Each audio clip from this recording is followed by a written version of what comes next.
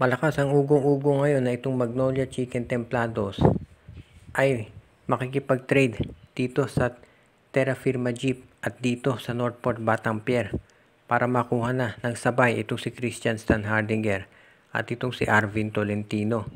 So posible na mangyari dito ay i-trade ng Magnolia itong kanilang big man na si Abu Tratter dito sa Terra Firma Jeep plus kasama si Paul Lee at isang first round pick para makuha si Stan Hardinger. Ngayon naman para kay Arvin Tolentino, si Calvin Abueva at si Gio Halalo ng kanilang ibibigay. So mukhang yan ang mangyayari. Itong si Tratter at itong si Paul Lee at isang first round draft pick ibibigay dito sa Terra Firma Jeep at samantala naman makukuha ng Northport itong si Calvin Abueva at si Gio Halalon. Yan ang initial report na pwedeng gawin ng Magnolia para matuloy na yung trade. Kung makuha ng hotshots itong si Christian Standhardinger at si Arvin Tolentino, solid na yung lineup nila.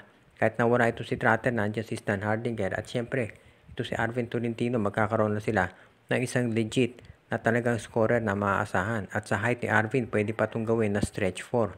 Kaya sa tingin ko, yan ang inaabangan ngayon nitong Magnolia Chicken Templados. Marami pa syempre kinagkailangan gawin dito sa lineup ng Magnolia na pag-aayos, pero sa tingin ko mukhang okay na ito ngayon.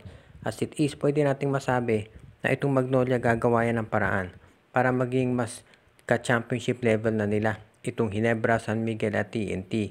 Sa ngayon, makikita rin natin na itong line-up ng Magnolia, guard heavy talaga. Pero, mag-a-unload yan. Kaya huwag na tayo magulat kung yung mga nabanggit na players katulad ni Gio Halalo at Paul Lee ay i-trade na nitong hotshots. At, syempre, to si Jerica Hanmisi baka masama rin sa trade pati na si Rom De La Rosa at Jackson Corpus. So, hindi pa natatapos ang player movement kahit tapos na yung draft. Ang San Miguel Pierdo ngayon ay tinitignan yung posibilidad na makuha itong si Andreas Cahilig mula dito sa Terra Firma Jeep.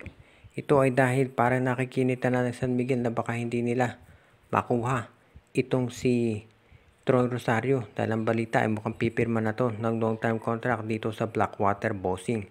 So kung hindi nila makukuha si Troy Rosario ay susubukan nila na sa ibang teams na lang kumuha ng mga players. Sa ngayon makikita rin natin na itong San Miguel Beer ay pinag-aaralang mabuti pa kung ito ay matutuloy talaga. Pero sa tingin ko, kung makuha ng San Miguel si Cahilig, magiging magandang addition yan dito sa kanilang lineup dahil itong si Cahilig, kahit hindi siya star player, ito yung tipong player na talagang sabi nga nila ay malakas sa hustle at rebounds para itong si Rodney Brondial. Ang pinakaiba nga lang dito kay Brondial, mas malakas ito pagdating dito sa 3-point scoring at mas offensive-minded ito. At yan ang kinakailangan ngayon ng San Miguel. Na nakita natin doon sa series sa Meralco, ang ginagawa nitong SMB ngayon ay actually nung makalaban sa San Miguel, pinapabayaan yung kanilang mga power forwards dahil hindi naman nakaka-score itong si Manuel at itong si Brondial sa labas.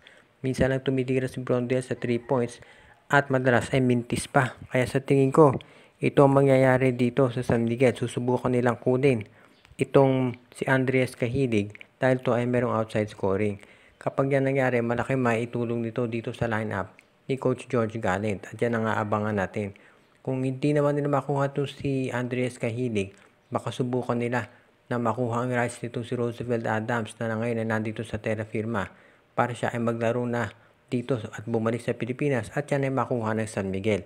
So abangan natin kung ganito nga ang mangyayari at makukuha ng SMB yung kanilang matagal nang hinahanap na power forward na merong outside scoring at may 3-point shot plus may perimeter defense pa.